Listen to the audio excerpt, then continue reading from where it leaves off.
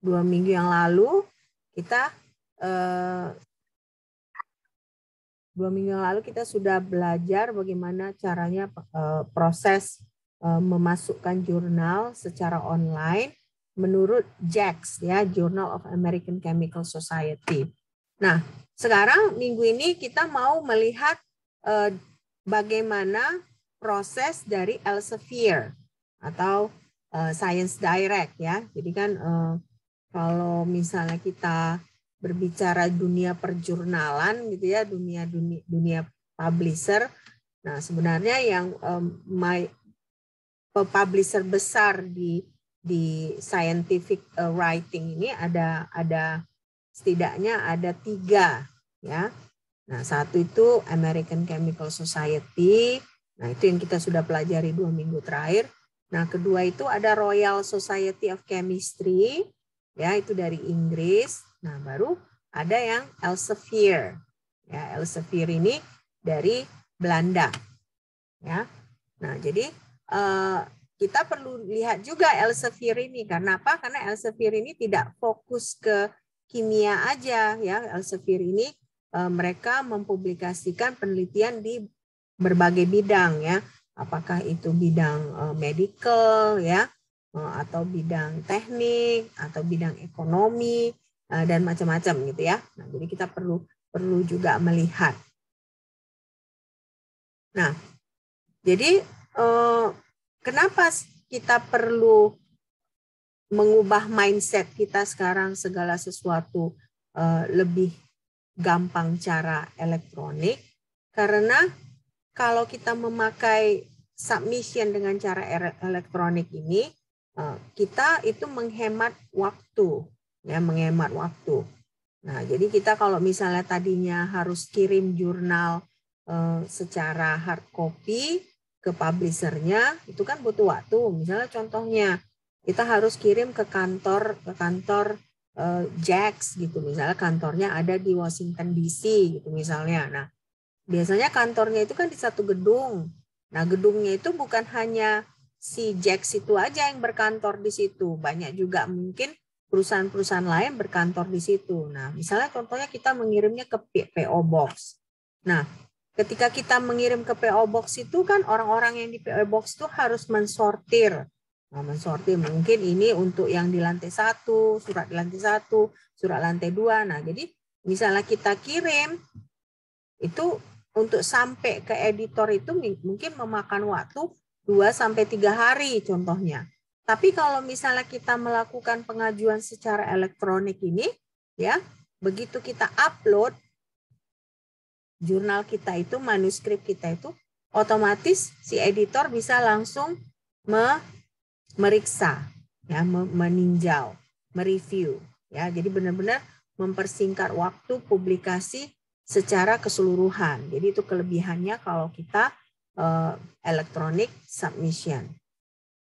Nah, ini ada contohnya yang dari Elsevier itu. Jadi ada nih contohnya aesthetic plastic surgery. Jadi kalau kalian bisa lihat Elsevier ini dia tidak melulu hanya kimia, ya, tapi dia bidang medis juga, banyak juga pemenang hadiah Nobel dalam bidang kedokteran itu banyak mempublikasikan publikasi mereka di jurnal Elsevier ini, ya.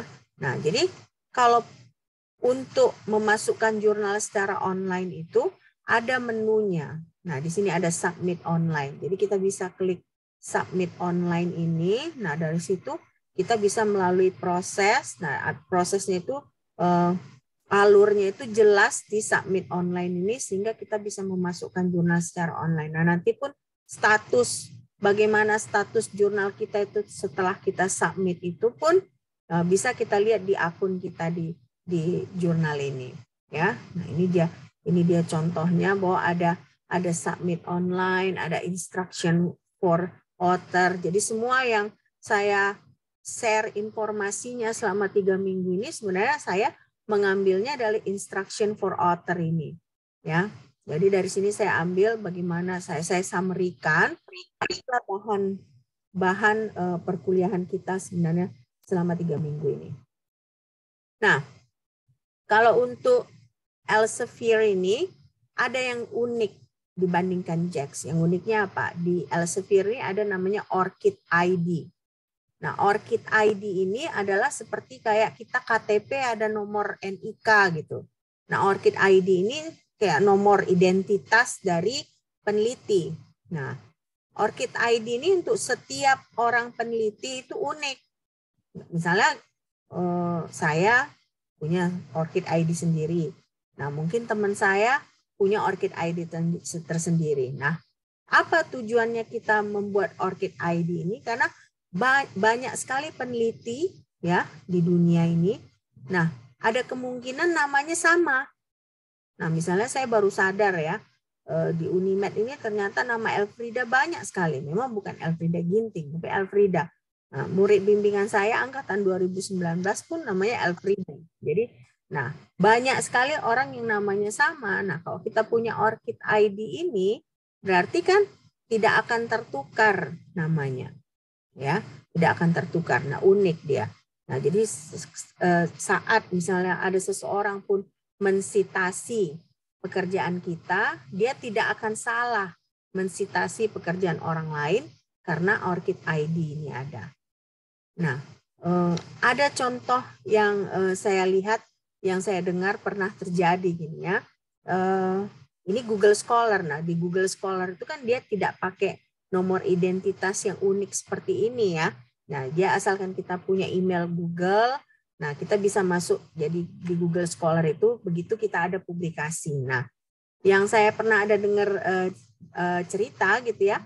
Nah, rektor kita yang sekarang kan Bapak Samsul Gultom ya. Nah, rektor yang sebelumnya kan Bapak Profesor Sawal Gultom. Nah, karena mereka dekatan satu institusi, pernah ada kejadian yang sebenarnya publikasi Prof.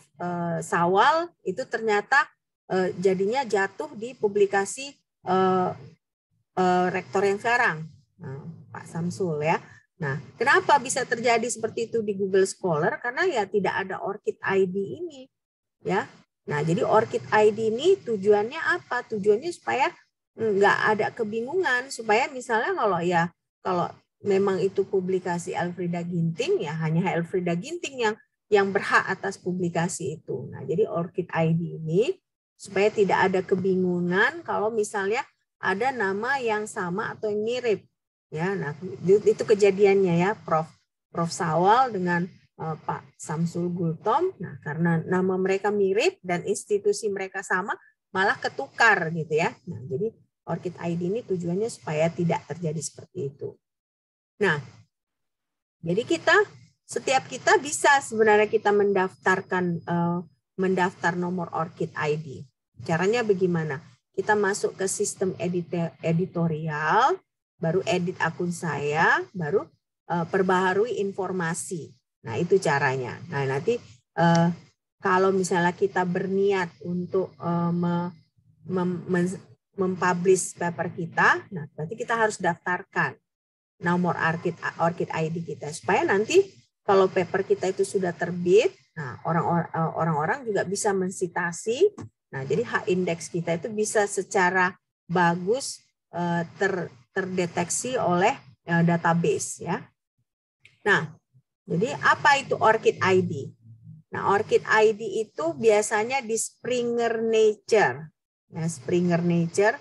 Nah, ini identifikasi unik. Nah, dia unik, dia pribadi. Nah, biasanya untuk peneliti. Nah, tujuannya untuk membedakan satu peneliti dengan peneliti lain ya. Nah, ini gunanya juga kalau ada ORCID ID ini, berarti nanti kalau kita sudah punya ORCID ID, nah dengan mengakses ORCID ID itu sudah lengkap. Nah, misalnya berapa publikasi kita, berapa sudah citasi kita, ya kan? Nah, berapa H-index kita, nah, atau misalnya jadinya orang pun kalau misalnya mau membaca paper kita sudah lebih gampang kalau ada ORCID ID ini. Nah, ini ORCID ID ini juga gunanya supaya orang dengan gampang bisa mensitasi pekerjaan kita, gitu ya. Jadi bisa memastikan bahwa pekerjaan kita diakui oleh orang lain. Karena kalau misalnya paper kita itu disitasi, berarti kan orang lain mengakui bahwa ada konsep yang mereka ingin di paper kita ini. Nah, jadi makanya ORCID ID ini membantu itu. Nah, sekarang bagaimana cara mendapatkan ORCID ID? ORCID ID ini gratis, ya. Nah, kita bisa register di orchid.org, register. Nah, si ORCID ini dia adalah organisasi internasional, ya, organisasi internasional. Itu yang pertama. Yang kedua, dia interdisipliner. Nah, interdisipliner berarti makanya kan saya bilang tadi kalau misalnya Science Direct atau Springer ini dia berbagai macam ilmu yang bisa publish di sana ya. Nah, bahkan ada yang medical ya atau ekonomi segala macam bisa publish di situ. Nah, ini dia ORCID ini terbuka artinya semua orang bisa daftar. Nah, yang berikutnya dia nirlaba. Nirlaba. Berarti kalau nirlaba apa artinya? Nirlaba itu apa artinya?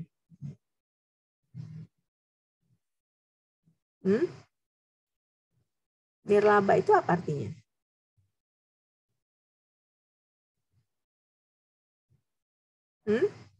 Ada yang tahu apa nirlaba? Organisasi. Organisasi. Ya, nirlaba. Tapi organisasi yang bagaimana nirlaba itu? Yang bertujuan sosial. Sosial. Ya. Jadi nirlaba berarti kalau laba itu kan keuntungan, nir itu tidak kan. Berarti organisasi yang tidak mengutamakan profit. Jadi non-profit organization gitu ya. Jadi nirlaba ini berarti organisasi yang tidak cari uang gitu ya. Nah, sekarang berarti si ORCID ID ini berguna untuk peneliti satu ya kita ya tentunya ya kalau kita meneliti kita memasukkan jurnal kita punya ORCID ID. Nah, ORCID ID itu tentu berguna untuk peneliti itu pertama. Nah, yang kedua untuk organisasi penelitian ya. Misalnya contohnya Universitas Negeri Medan gitu ya. Nah, kan misalnya kalau semakin banyak peneliti yang punya ORCID ID ini mensubmit papernya di jurnal-jurnal internasional, nah berarti kan nama UNIMED itu diakui, ya. Jadi makanya ini organisasi penelitian juga berguna, mempunyai manfaat dari ORCID ID ini. Karena biasanya kalau kita submit paper, kita tulis nama institusi kita. Nah, misalnya saya publish misalnya paper, nah harus saya tulis saya jurusan kimia, misalnya Departemen Chemistry, State University of Medan, bla bla bla. Nah, berarti kan kalau misalnya sudah ada nama organisasi kita di jurnal tersebut, nah jurnal tersebut adalah jurnal internasional yang harus penelitinya punya ORCID ID. Nah, otomatis nama organisasi kita itu udah masuk ke database, ya. Nah, kalau sudah masuk ke database, berarti ya lebih terkenal gitu ya, lebih terkenal jadi organisasinya. Nah, yang ketiga ini penyandang dana penelitian. Nah, kalau kita di Indonesia memang penyandang dana penelitiannya kan hanya UNIMED sendiri ataupun misalnya Kementerian Pendidikan. Nah, tapi kalau di luar negeri misalnya kita kerja di universitas, nah ada penyandang dana penelitian seperti National Science Foundation, Department of Energy. Oke, saya minta maaf. Tiba-tiba internet saya ngadat. Oke. Iya. Oke. Nah, jadi kita lanjut lagi. Nah, jadi makanya ada penyandang dana penelitian. Nah, kalau kita di Indonesia memang tidak ada tertentu penyandang dana penelitian. Tapi kalau misalnya kita bekerja di luar negeri, ya, nah mereka itu peneliti-peneliti di luar negeri itu mereka bisa melamar proposal ke penyandang dana penelitian, ya. Misalnya contohnya tadi yang saya bilang National Science Foundation, Department of Energy, ya. Jadi banyak organisasi-organisasi yang mereka memberikan dana, atau misalnya ada orang-orang kaya, ya, orang-orang kaya lama gitu. Nah, mereka kan misalnya kalau di luar negeri itu semakin kaya mereka semakin tinggi pajaknya kan. Nah, karena untuk mengurangi mereka pajak itu, mereka berusaha gitu sebagian uang mereka sisihkan untuk foundation yang membiayai dana penelitian. Nah, jadi dari situ uang mereka yang seberapa uang mereka itu tidak dipajakin gitu. Nah, jadi banyak orang-orang kaya yang melakukan itu, ya, misalnya seperti kayak yang punya Facebook, ya kan, Mark Zuckerberg, atau yang punya Microsoft, ya, itu mereka itu punya foundation. Nah, foundation itu sebenarnya pada dasarnya mereka mau mengurangi pajak mereka. Nah, foundation mereka itu penyandang dana penelitian. Nah, apa kaitannya tadi? Kan kita bilang ternyata ORCID ID ini berguna juga untuk penyandang dana penelitian. Karena biasanya di paper-paper kita, kalau kita misalnya sudah didanai suatu organisasi, nah di acknowledgement kita itu kita letak, oke, ini penelitian ini didanai oleh lembaga ini dengan nomor proposal ini. Nah, berarti kalau sudah masuk siapa penyandang dana penelitian itu ke dalam paper itu, nah berarti si penyandang dana penelitian ini masuk juga ke database. Ya. Nah, bisa juga misalnya kalau kalian men-search ya di Google gitu misalnya, nah kalian bisa search berdasarkan siapa penyandang dana penelitiannya. Nah, dari situ bisa juga paper yang mencantumkan penyandang dana penelitian tersebut, nah, bisa keluar, jadi bisa kita sitasi lagi, ya. Nah, yang berikutnya ada Springer-nya sendiri, ya, penerbitnya ini, ya. Kenapa berguna? Karena dengan itu database-nya bisa teratur, jadi nggak tertukar kalau orang namanya sama. Kalau kita di Indonesia mungkin tidak banyak namanya sama. Kalau misalnya di luar negeri misalnya banyak namanya, misalnya Mark apa gitu.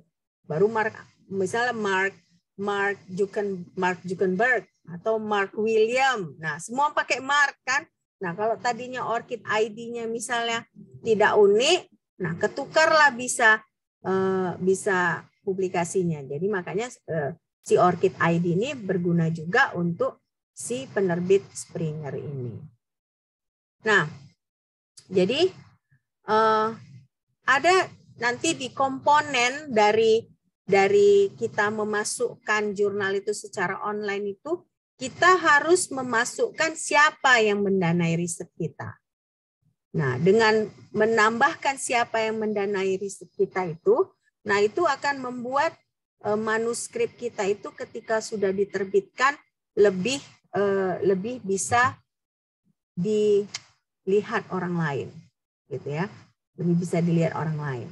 Jadi makanya perlu juga kita masukkan supaya visibilitas, gitu ya, visibilitas. Jadi kenapa misalnya kita misalnya bertanya kan, kenapa ada satu paper itu citasinya bisa sampai 1000-an, tapi ada satu paper yang mungkin citasinya hanya 0.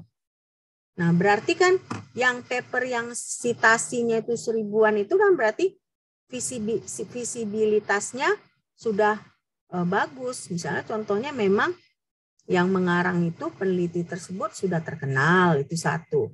Nah, tapi kalau misalnya contohnya ada satu peneliti pemula, tetapi misalnya contohnya dia didanai oleh organisasi badan penyandang dana yang terkenal. Misalnya contohnya ada satu orang baru lulus S3, ya, jadi baru dapat dia PhD-nya. Nah, dia jadi profesor, jadi fakulti, ya, jadi dosen di suatu universitas. Nah, berarti kan dia masih baru kan. Nah, bagaimana cara dia supaya misalnya contohnya citasinya bertambah. Nah, caranya bisa pertama dia berusaha menang proposal dari misalnya National Science Foundation. Nah, begitu misalnya menang dari situ, nah otomatis dia bisa melakukan penelitian, nah, bisa menulis paper, nah, bisa menerbitkan paper. Nah, kalau misalnya dia taruh National Science Foundation di papernya itu, nah berarti orang lebih terbuka matanya melihat dia gitu ya.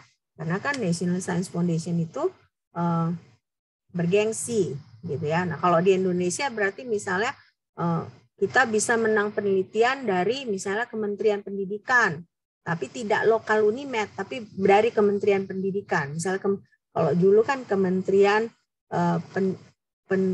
Kemenristek ya, dulu Kemenristek ya. Nah kalau bisa kita memenangkan penelitian dari situ, memenangkan proposal, nah itu berarti penelitian kita sudah diakui. Nah kalau kita memasukkan nama itu penyandang penelitian, penyandang dana penelitian kita di paper kita, nah visibilitas dari manuskrip kita itu lebih meningkat. Nah ini database research funding. Nah jadi ini kan kita memang berbicara di luar negeri ya, karena saya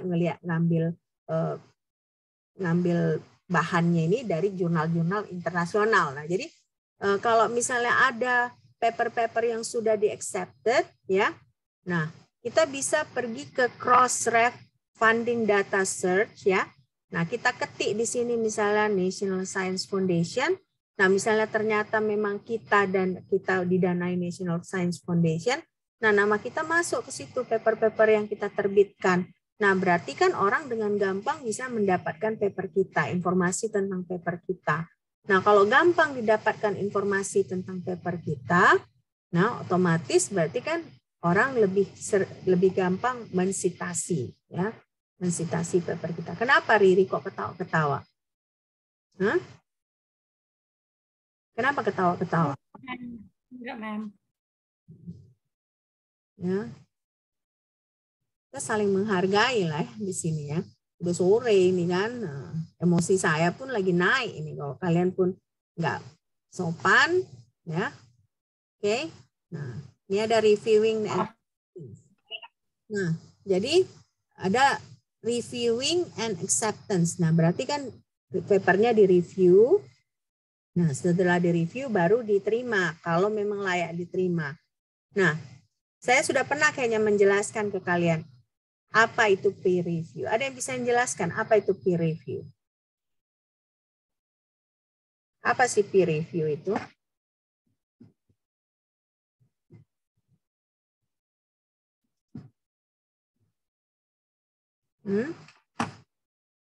Apa peer review itu?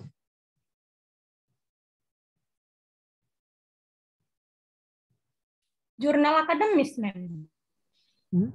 Menilai kualitas jurnal. Kenapa Esther?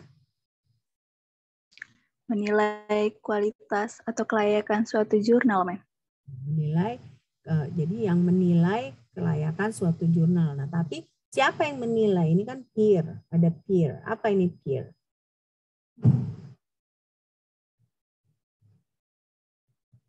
Peer itu apa artinya? Para ahli yang relevan di bidangnya, Ma'am. Kolega ya, kolega. Jadi misalnya kalau saya kimia fisika, berarti yang mereview paper saya harus orang-orang kimia fisika gitu ya. Nah, jadi makanya si editor itu akan mengirimkan manuskrip yang diterima itu ke orang-orang yang sama penelitiannya dengan kita gitu contohnya. Nah, nanti si peer ini akan memberikan komentar ya. Apakah memang penelitian kita itu bagus atau penelitian kita itu tidak bagus, atau misalnya penelitian ini ada data yang harus diulang ya, jadi akan mendapatkan komentar. Nah, setelah mendapatkan komentar, nah si editor in chief ini perlu menyetujui apakah memang jurnal itu layak diterima atau tidak. Nah, berarti sesudah proses itu baru kita bisa publikasi, ya. Nah, tapi sebenarnya dari proses peer review ke editor ini, nah sesudah dari editor ini ada juga nanti istilahnya revision, ya. Nah, revision itu berarti si peer reviewer ini merasa bahwa misalnya manuskrip kita itu perlu diperbaiki. Apakah misalnya penyajian datanya harus diperbaiki, atau misalnya mereka ngerasa datanya kurang gitu misalnya. Nah, kalau datanya kurang itu yang berbahaya ya. Kenapa berbahaya? Karena terkadang ada kalanya ketika dikembalikan oleh editor in chief ini ke pengarang, kita harus mengulang eksperimen, ada seperti itu. Nah, setelah kita mengulang eksperimen, baru kita masukkan lagi hasil revisi dari paper kita itu. Nah, bisa juga ditolak, bisa juga diterima, ya. Nah, jadi makanya prosesnya tidak gampang, ya. Nah, jadi ketika misalnya mulai submitting itu, ya, akan ada alurnya. Nah, alurnya itu masuk di My Publication, ya. Nah, ya, kita lihat contohnya.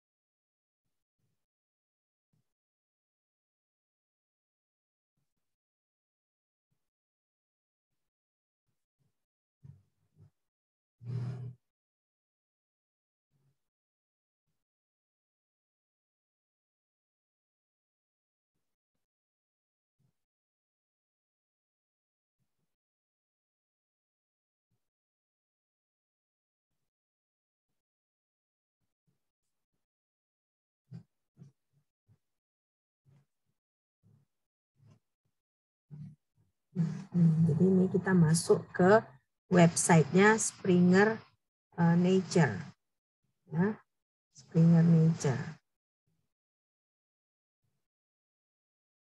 Nah, di Springer Nature ini kalau kalian bisa lihat, dia tidak melulu kimia, ya. Nah, ini kan ada, kalau kita klik menu, nah ini banyak macam-macam, ada author, ada peer reviewers, ada librarian, ya. Banyak bisa kita lihat, ya. Nah, ini ada Springer Nature Group, ya kan? Kita klik coba Springer Nature Group ini. Nah, di Springer Nature Group ini ada macam-macam yang kita bisa baca gitu ya. Kalau kita misalnya mau menerbitkan paper, nah kita bisa baca misalnya contohnya bagaimana komunitasnya, nah apakah memang ini dipercaya source-nya, ya kan? Nah, baru teknologinya bagaimana. Nah, ternyata mereka bilang mereka purpose driven, ya. Nah, jadi banyak yang bisa kita lihat di sini. Nah, tapi kan kita mau melihat sebenarnya jurnalnya, ya.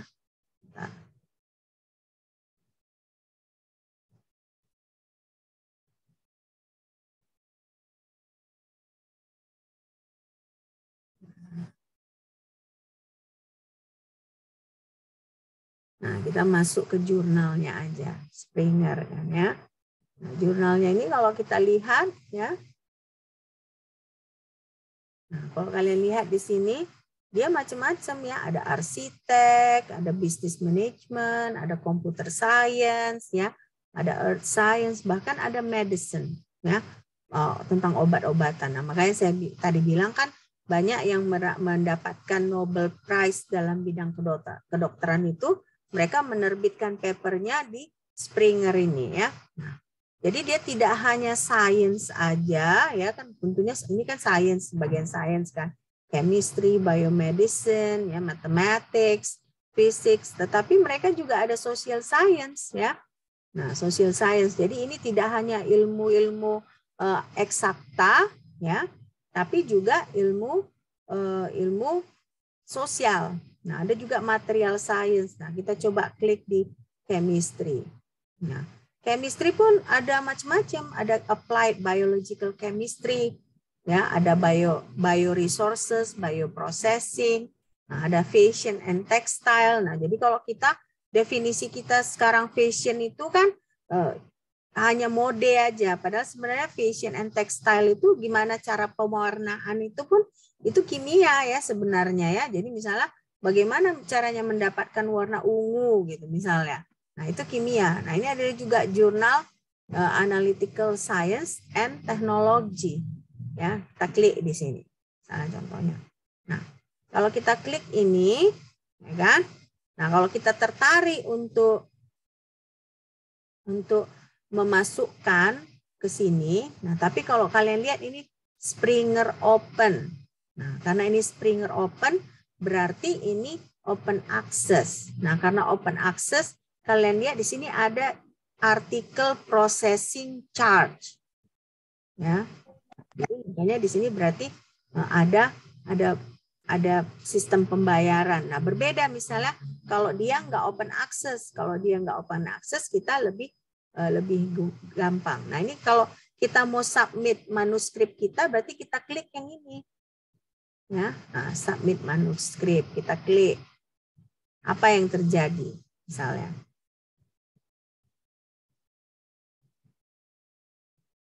Nah, kita tunggu. Ya.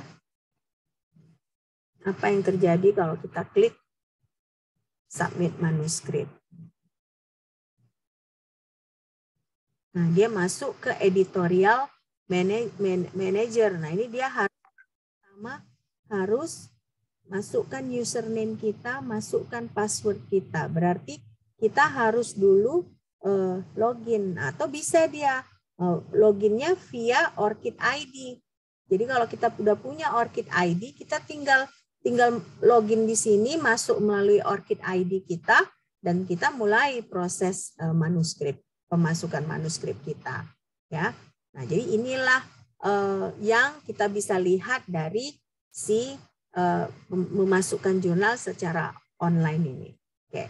Nah sekarang kita mau melihat apakah sama nggak misalnya peraturannya dengan JAX itu. Nah, kita lihat coba. Sama nggak peraturan submission guideline. Jadi kalau kita mau memasukkan jurnal kita kliklah submission guideline. Bagaimana guideline-nya?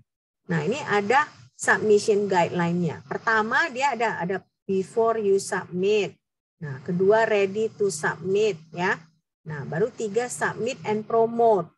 Nah, jadi ketika kita udah submit, kita diizinkan untuk mempromosikan. Nah, pertama ini berarti before you submit, berarti kita harus familiar dengan bagaimana aims dan scope dari jurnal ini. Kalau misalnya aims dengan scope jurnal itu tidak sesuai dengan penelitian kita, nah kita nggak usah submit di sini karena udah pasti ditolak. Nah, yang kedua kita harus mengerti berapa biayanya. Biasanya biaya untuk open access seperti ini kan open access biayanya biasanya paling nggak $3.000. $3.000. Jadi cukup mahal gitu. Jadi kita harus understand the cost and funding option. Nah, baru yang ketiga ini yang dia sebelum submit itu kita harus pastikan manuskrip kita itu akurat dan readable. Ya, jadi ada language editing. Nah, jadi kita bisa usahakan supaya manuskrip kita itu bisa dibaca, bisa dimengerti. Ya, nah, baru yang keempat kita harus mengerti bagaimana copyright-nya. Ya, copyright-nya. Oke. Nah, ketika kita ready to submit, ya, nah biasanya kita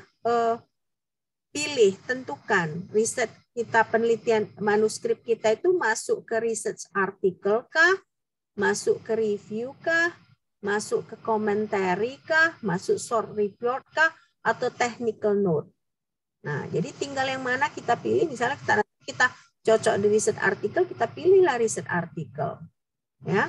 Nah, baru ketika kita mempersiapkan manuskrip kita itu, ya, tentukan apa formatting rule-nya. Jadi research article itu seperti apa formatnya, review itu seperti apa, misalnya halamannya berapa banyak, abstraknya berapa banyak, katanya. Nah, baru Misalnya boleh nggak misalnya banyak gambar-gambar. Nah, itulah yang harus kita kalau kita klik ini prepare your manuscript, ya kan? Apa yang terjadi? Nah, misalnya di sini kan disebut bahwa misalnya kalau systematic review and meta analysis, ya, jadi harus mengikuti guideline yang ini. Ya, lemari. apakah consort, apakah strobe, apakah start, apakah arrive, ya. Nah, jadi harus kita pastikan manuskrip kita mengikuti ini, ya. Nah, misalnya contohnya kita mau tahu apa sih research artikel menurut mereka, nggak bisa. Artikel. Mana? Artikel itu pertama kan dia harus ada title page-nya, ya. Nah, page-nya itu present a title that includes if appropriate the research design. Jadi research design itu seperti apa, ya. Nah, kalau misalnya nama-namanya sama juga seperti yang minggu lalu, bahwa misalnya kalau itu kolaborasi, nah kita harus sebutkan semua nama yang involved dalam penelitian itu. Nah, kalau misalnya kita rasa itu orang tersebut misalnya involved tapi bukan contribute banyak, nah kita bisa tulis di acknowledgement, ya. Nah, baru kita harus nyatakan yang mana corresponding author. Misalnya ada 5 kolaboratornya A, B, C, D, E. Nah, misalnya ternyata E itulah yang corresponding author. Nah, harus kita nyatakan di situ, misalnya tandanya tanda bintang. Nah, yang tanda bintang itu adalah corresponding author. Nah, ini abstraknya, ya. Nah, dijelaskan apa yang harus ada di abstrak. Misalnya harus ada aim-nya, finding-nya, atau purpose-nya, ya kan. Nah, jadi kita tidak boleh ada sitasi di abstrak. Jadi di abstrak itu murni harus apa yang kita kerjakan. Nah, baru harus ada keyword. Nah, di keyword. Nah, baru introduction. Nah, introduction ini di sini kita masukkan latar belakang dari penelitian kita, tujuannya. Nah, baru ringkasan dari literatur review kita. Oke. Nah, baru ada result. Result itu berarti misalnya kalau ada data statistik, ada tabel, ada figure. Misalnya kalau saya dulu penelitian saya kan banyak gambar kan, karena saya kebetulan penelitiannya memakai mikroskop. Nah, jadi di result ini di paper yang saya punya itu resultnya itu banyak gambar-gambar, ya, gambar-gambar. Nah, sama ada juga sedikit analisa, ya. Nah, baru ada juga discussion. Nah, discussionnya berarti kita result kita ini apa sebenarnya. Nah, baru ada conclusion, ya. Nah, ini ada juga method experimental. Nah, di method experimental ini misalnya kita sebutkan bagaimana cara kita mensintesis, nah bagaimana apa alat yang kita gunakan, nah kalau ada alat yang kita gunakan apa parameternya, nah di situ yang kita tuliskan. Nah, baru ada list of abbreviation. Misalnya contohnya, kalian pakai alat FTIR. Nah, misalnya ternyata FTIR itu tidak dikenal. Ini contoh ya, tidak dikenal. Nah, kalian harus bilang FTIR itu apa? Fourier transformation, infrared. Nah, harus dijelaskan. Nah, baru ada declaration. Nah, declaration ini berarti harus ada data, supporting information. Nah, baru ada, kita harus nyatakan bahwa misalnya riset kita itu tidak ada competing interest-nya, ya. Nah, baru siapa funding-nya.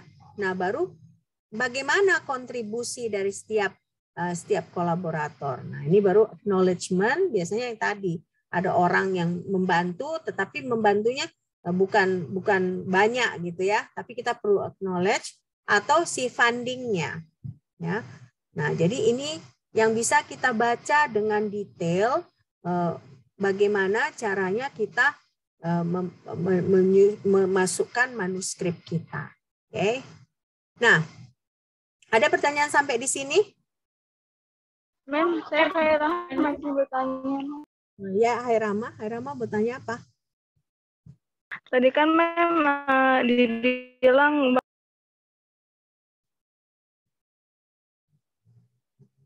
Tadi kan Mem bilang kalau misalnya artikel tuh kan ada jenis-jenisnya gitu kan Mem.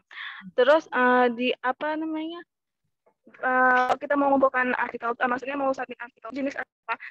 Tapi kan sebelum membuat artikel kita sudah menentukan artikelnya dulu gitu Mem. Maksudnya itu tentang apa, review jurnal yang tentang communication gitu Mem. Apa itu harus di apa namanya diulang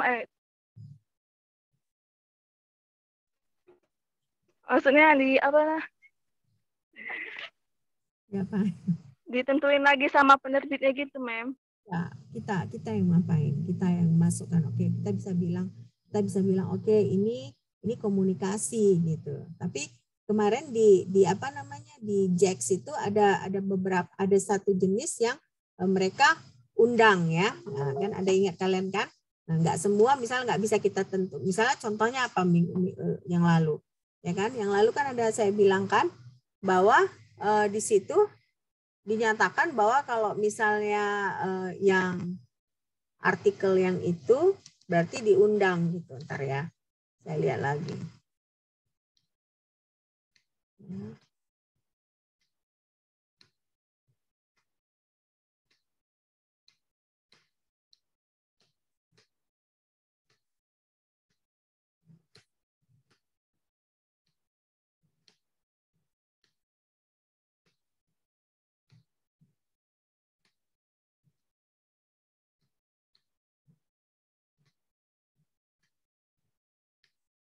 Perspektif ya. Kalau kalian ingat waktu itu kan, kalau perspektif yang jenisnya perspektif itu dia harus editornya yang mengundang untuk kita menulis. Tapi kalau misalnya research artikel, nah saya tunjukkan lagi ya. Nah, kalau misalnya research artikel atau misalnya research artikel, review, komentari, short report, technical notes, ini sebenarnya tidak perlu diundang ya, tidak perlu diundang. Jadi kita yang menentukan, kan ini kalau kita klik ini kan, nah kita bisa lihat review itu apa sih, artikel seperti apa yang boleh review. Nah kriterianya ada di sini kan. Nah dari sinilah kita memutuskan cocok enggak misalnya artikel kita itu sebagai review gitu contohnya. Atau misalnya kita klik. Kalian dengar suara saya? Dengar Mem. Atau misalnya contohnya ini, tunggu ya. Ini kan review. Nah, review kan ada dijelaskannya. Apa, seperti apa artikel yang review itu. Nah, agak ngadat ini. Mungkin karena, oke. Nah, komentari, misalnya saya klik di komentari, ya kan? Nah,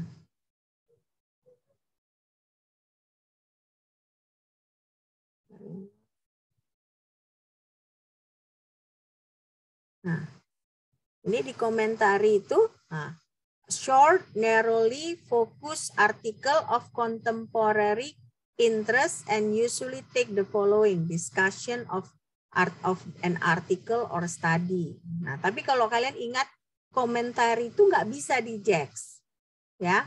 Tapi di Springer bisa, ya. Jadi makanya tidak semua, maksudnya misalnya komentari itu ternyata di Springer boleh kita mengomentari penelitian orang lain, tapi di JAX itu nggak akan diterima komentari.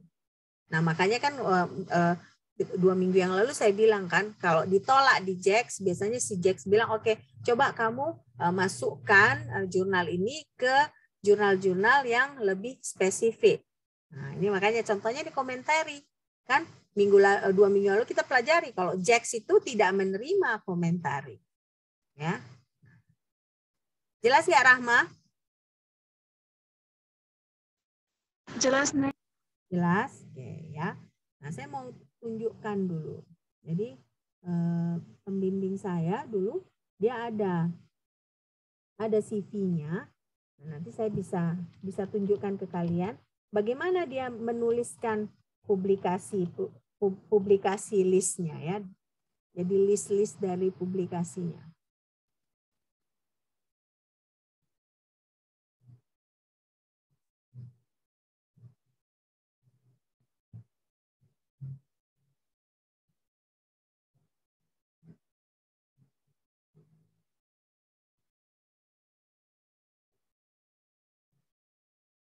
Nah, biasanya profesor-profesor di Amerika ya, mereka punya website ya yang kita bisa lihat publikasinya seperti apa. Nah, kita bisa lihat di sini.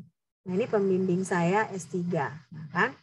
Nah, jadi pembimbing saya buat di sini peer review paper. Berarti semua paper-papernya yang ada di list di sini adalah peer review paper. Jadi pembimbing saya sudah cukup banyak papernya. Kalau kalian lihat ada 41. Nah, ini papernya baru sampai yang ditulisnya baru sampai tahun 2000, udah sampai tahun 2022 ya. Nah, tapi kalau kalian lihat di sini ya, walaupun semua ini peer review, ada beberapa paper yang kalian lihat ada di bold-kannya. Special collection commemorating the career of Pat Hill. Nah, berarti pembimbing saya ini memasukkan paper ini atas undangan editor dari jurnal ini. Ya, karena kebetulan isu volume itu ya berarti dia pada tahun 2022 volume 40 ini khusus untuk mengenang si Pat Hill ini. Nah, atau yang ini ya, paper keduanya ini. Nah, ini special collection in honor of Women in Chemical Physics and Physical Chemistry. Nah, berarti dia juga diundang. Nah, kenapa seseorang bisa diundang? Berarti memang pekerjaannya sudah dianggap berkualitas. Kalau nggak akan mungkin diundang. Jadi kalau sudah ada diundang seperti ini. Nah, ini lagi. Paper yang ketiga ini. Dia featured on the cover page. Nah, berarti hasil penelitiannya ini dijadikan cover dari jurnalnya. Nah, ini bergengsi, termasuk bergengsi. Nah, baru ini ada juga special issue invited paper. Nah, berarti ini yang item-item ini berarti dia memasukkan jurnal itu karena diundang. Nah, kenapa bisa diundang? Karena memang sudah diakui pekerjaannya. Nah, jadi makanya seperti inilah paper-paper ya, kalau kalian bisa lihat seperti inilah kalau misalnya kita mau membuat list dari paper kita. Oke. Oke, sampai di sini ada pertanyaan? Mem, Sultan mau bertanya, Mem. Izin bertanya, Mem, apa kriteria atau syarat untuk membuat ORCID ID, Mem? Ataukah orang yang belum pernah melakukan penelitian? Kalau saya rasa kalian hanya daftar ORCID ID begitu kalian mau mensubmit paper. Jangan pula sekarang kalian daftar. Buat apa ya kan? Buat apa kalian? Apa fungsinya? Emang saya tanya, sekarang udah mau submit jurnal nggak? Belum, Mem. Kan? Nah, kalau belum ya jangan dulu. Nah, nanti mungkin misalnya contohnya gini. Kalian misalnya pada tahun ke-2 gitu, misalnya kalian ada menang PKM, ya kan? Nah, kalian menang PKM, produknya kalian mau buat jurnal, ya manuskrip. Nah, di situ baru kalian daftar ORCID ID. Ya, jadi sekarang kalian nggak perlu ngapain, buat apa kan? Nanti ada pun ORCID ID kalian kalau nggak kalian gunakan, buat apa, ya kan?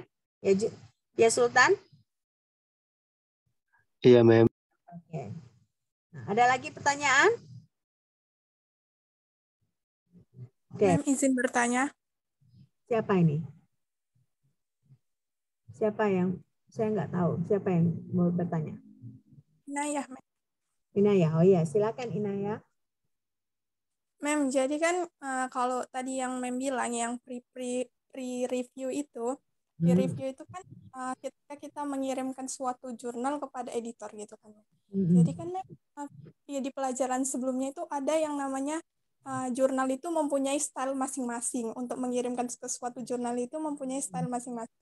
Nah, jadi ketika kita mengirimkan itu kepada peer review, apakah itu udah diedit gitu, Mem? Maksudnya stylenya itu udah ada atau memang masih sekitar hanya abstrak, introduction, atau gimana gitu, Mem?